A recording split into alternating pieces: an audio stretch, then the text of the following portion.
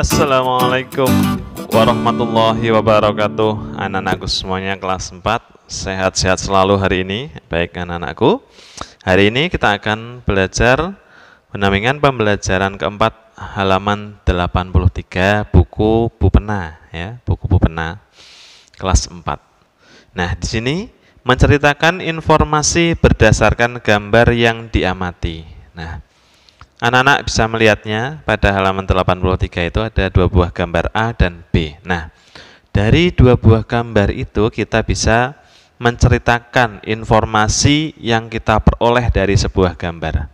Nah, misalnya gambar yang A, kita bisa menceritakan bahwasanya tempat taman yang ada di gambar tersebut terlihat sangat bersih, indah, dan rapi. Itu kita bisa menceritakan gambar yang kita lihat. Nah, sedangkan yang B itu adalah gambar tentang lingkungan. Ya, lingkungan atau lingkungan yang penuh dengan sampah ya. Nah, atau orang-orang membuang sampah sembarangan. Nah, itu adalah informasi yang dapat kita ceritakan dengan kita melihat sebuah gambar.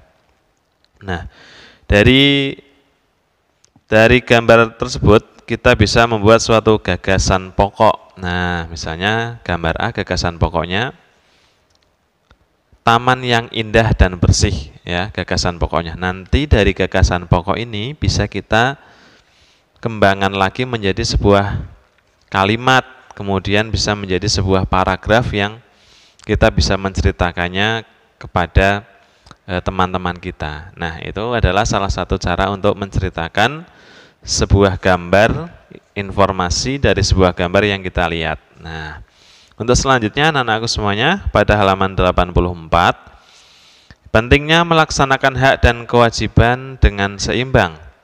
Nah, pada pembelajaran kedua, kamu telah mengetahui pemanfaatan air untuk membangkit listrik.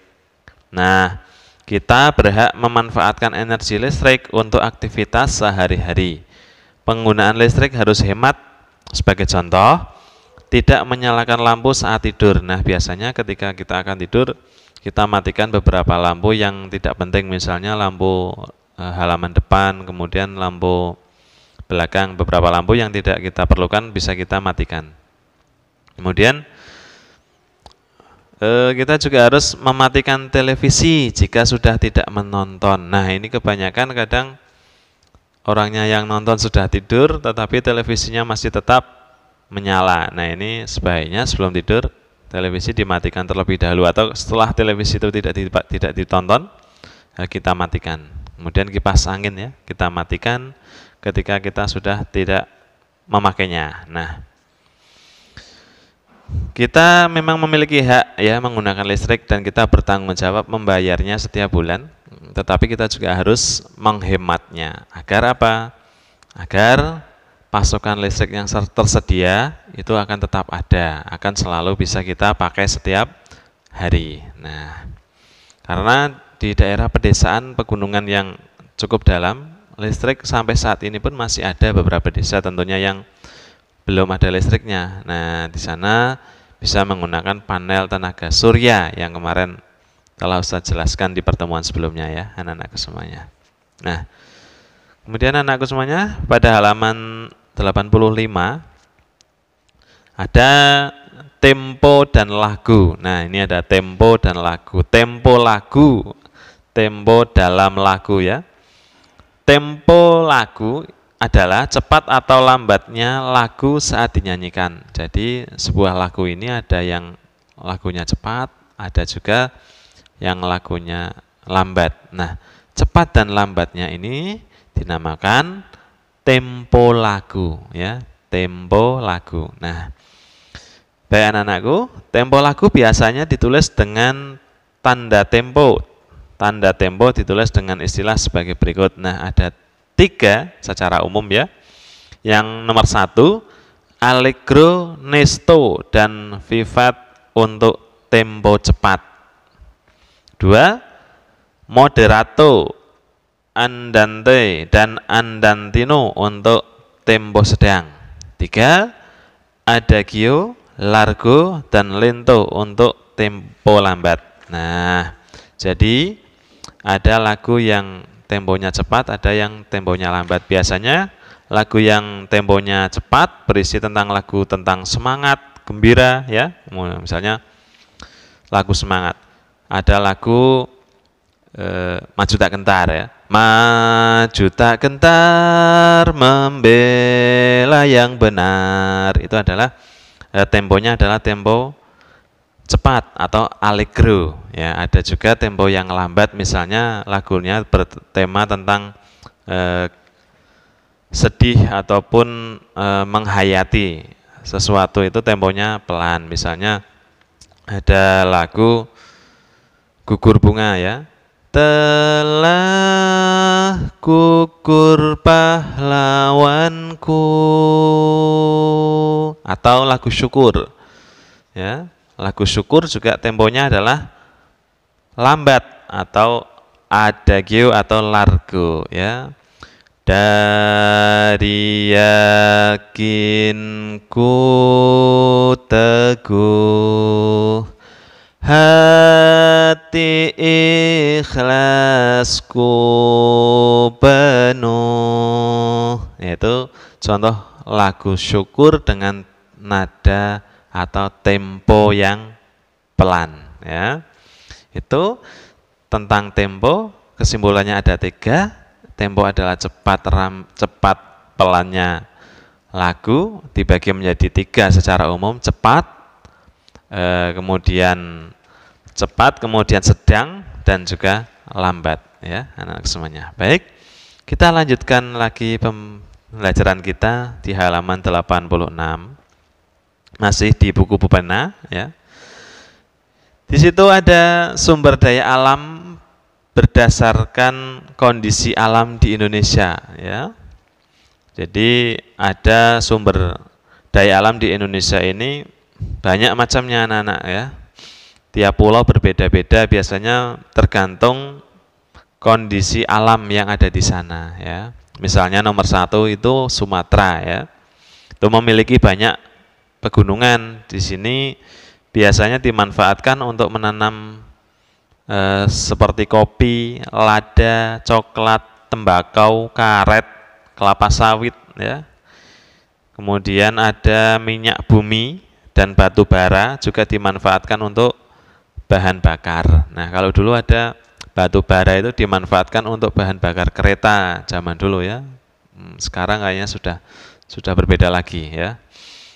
Karena memakai batu bara itu asapnya itu hitam, ya.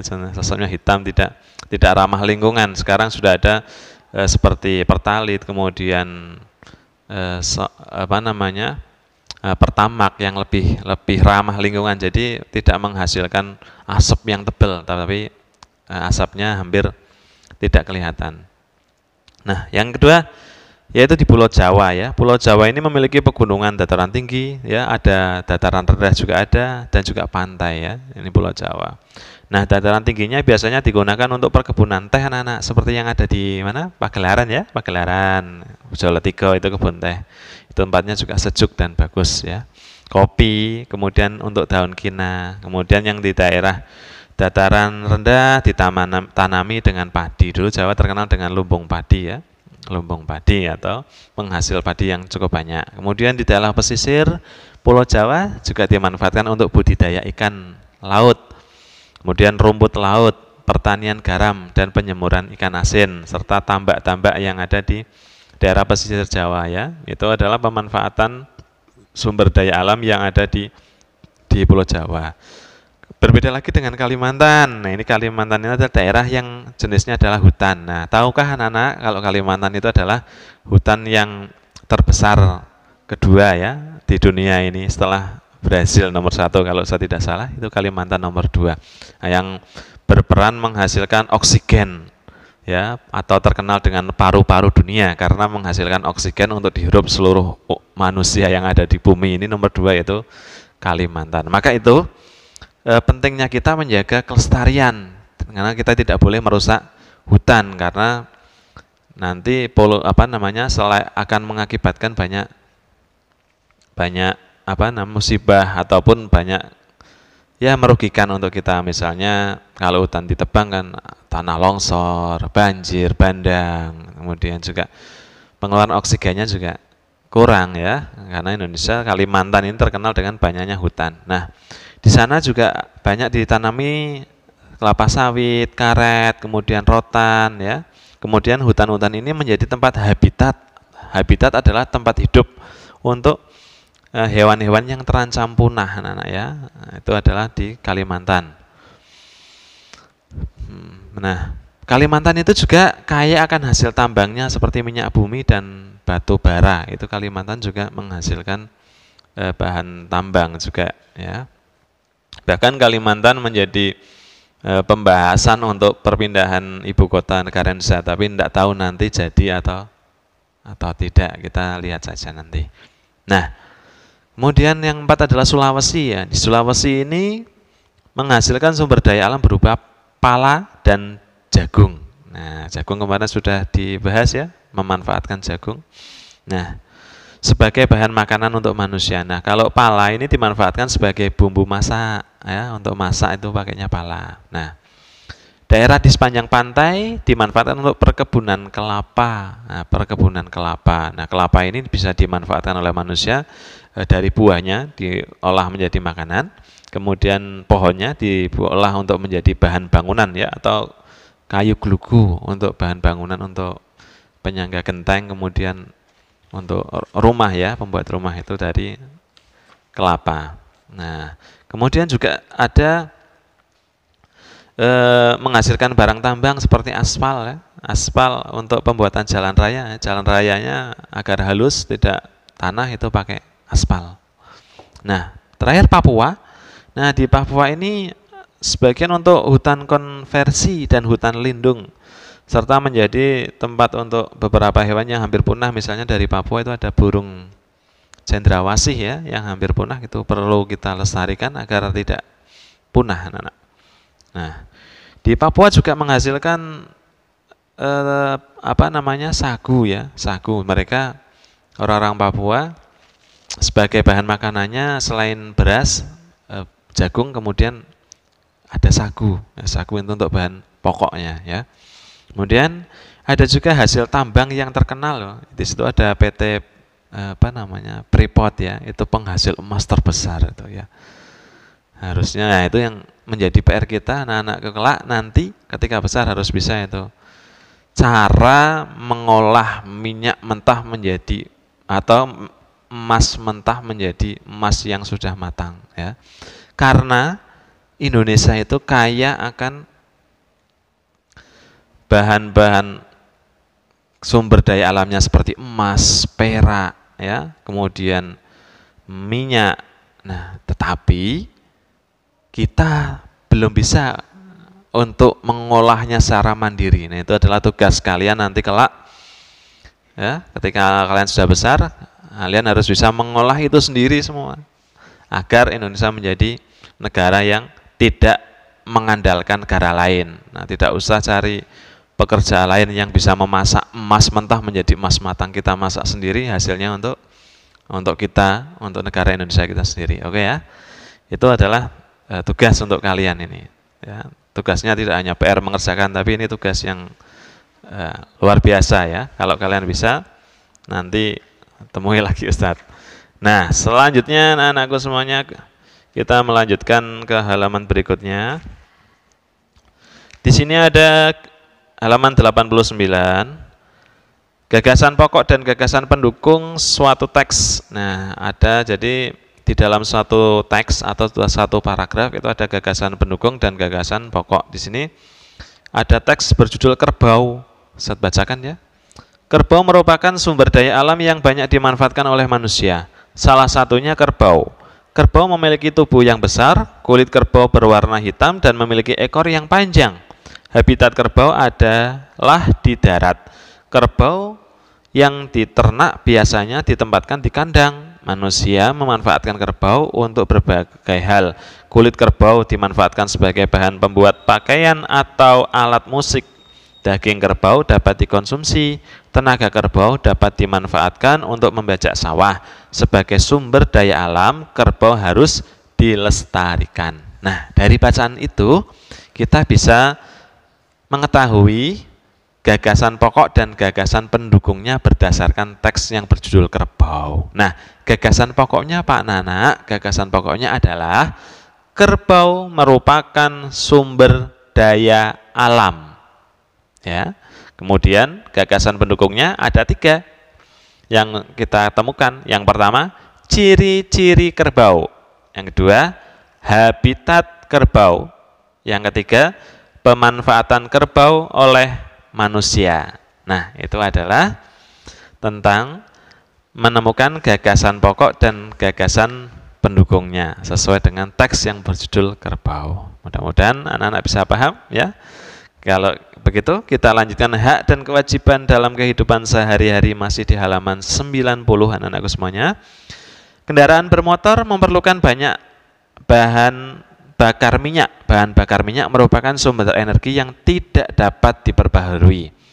Penggunaannya bahan bakar yang berlebihan dapat menimbulkan kelangkaan. Untuk itu anak-anakku semuanya, kita wajib untuk menghemat bahan bakar, sehingga kalau kita bepergian,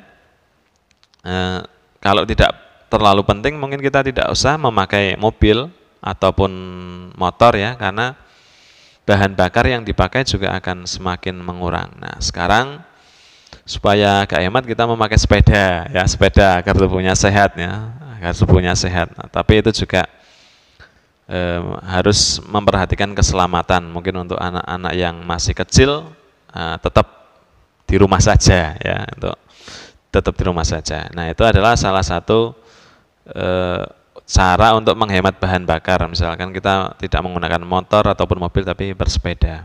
Karena apa? Karena yang namanya minyak ataupun pertalit ya, itu tidak bisa diperbaharui anak-anak ya. Berbeda dengan kerbau tadi. Kerbau tadi adalah salah satu sumber daya alam yang dapat diperbaharui dengan cara diternakkan ya. Ada 2 ya. Ada sumber daya yang dapat diperbaharui, ada yang tidak dapat diperbaharui. Nah, itu saja pertemuan kita hari ini. Jangan lupa komen di bawah, tuliskan nama dan juga komen terserah bebas, like dan share video ini. Semoga bermanfaat. Kurang lebihnya mohon maaf. Apabila ada kekurangan silahkan dilengkapi di komentar agar kita bisa saling berbagi ilmu ya. Assalamualaikum warahmatullahi wabarakatuh.